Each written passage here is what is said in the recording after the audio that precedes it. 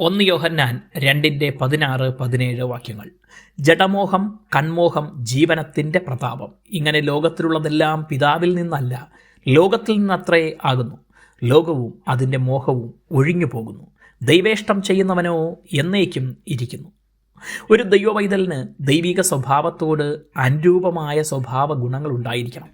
യേശുക്രിസ്തുവിനെ രക്ഷിതാവായി സ്വീകരിക്കുമ്പോൾ തുടങ്ങി യേശുവിൻ്റെ സ്വഭാവത്തോട് അനുരൂപപ്പെടാനുള്ള സമർപ്പണം കൂടെ നടക്കുന്നു.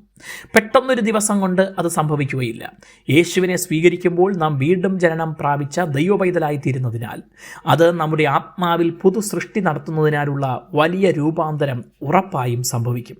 എന്നാൽ അതിനുമപ്പുറം ദൈനംദിന ജീവിതത്തിൽ ക്രിസ്തുവിനെ പോലെയാകാനുള്ള വാഞ്ച ഉണ്ടായിരിക്കുകയും അതിനായി ദൈവഹിതം തിരിച്ചറിഞ്ഞ് മനസ്സ് പുതുക്കി രൂപാന്തരപ്പെടുകയും വേണം.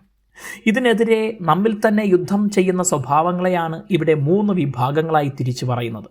ജഡത്തെ അനുസരിച്ച് നടന്നാൽ മരിക്കുമെന്ന് പൗലോസ് അപ്പോസ്തലന്റെ ലേഖനത്തിൽ മുന്നറിയിപ്പ് നൽകിയിട്ടുണ്ട്. ആ ജഡസ്വഭാവത്തിൻ്റെ ആഗ്രഹങ്ങളെ താലോലിക്കുകയും അതിനോട് സമരസപ്പെടുകയും ഒക്കെ ചെയ്താൽ അത് നമ്മെ ഭരിക്കും. ലോകമനുഷ്യരായി ജീവിക്കുന്നവർക്ക് അതാണ് സന്തോഷം. എന്നാൽ നാം ദൈവത്തിൻ്റെ സന്തോഷത്തിനാണ് പ്രാധാന്യം നൽകുന്നത്. ആകയാൽ പരിശുദ്ധാത്മാവിൻ്റെ ഹിതത്തെ അനുസരിക്കണം. കൺമോഹം എന്ന് പറയുന്നതും പാപം ചെയ്യാൻ നമ്മെ പ്രേരിപ്പിക്കുന്ന കാഴ്ചകളോട് നാം ഉദാര മനോഭാവം കാണിക്കുന്നതിനെ കുറിക്കുന്നതാണ്. മൂന്നാമതായി പറയുന്ന ജീവിതത്തിൻ്റെ ഗർവം അഥവാ അഹങ്കാരം ദൈവമക്കളിൽ അശേഷം വരാതിരിക്കാൻ സൂക്ഷിക്കണം. ദൈവദൂതൻ സാത്താനായി വീണുപോകാനുള്ള കാരണം നിഗളമാണെന്ന് പൗലോസ് എഴുതിയിട്ടുണ്ട്.